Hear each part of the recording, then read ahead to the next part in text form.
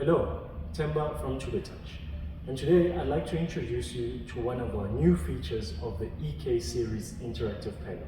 It's called the gesture feature.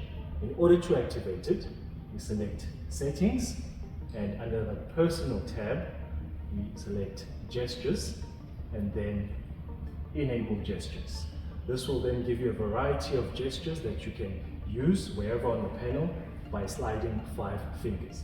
So for the first one, which is 5 fingers slide left, we'll select an operation of widget spotlight, and then 5 fingers slide right, we'll select the mark feature, and then 5 fingers slide up, we'll select the note program feature.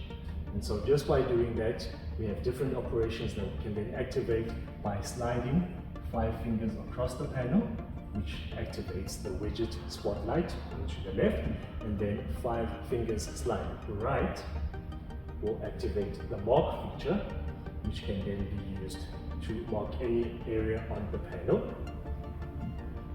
And then the last, which is 5 fingers slide to up, like that will then open the note program. And that was the gesture feature of the new EK series that we wanted to display today. Temba from tutortouch, thanks for watching.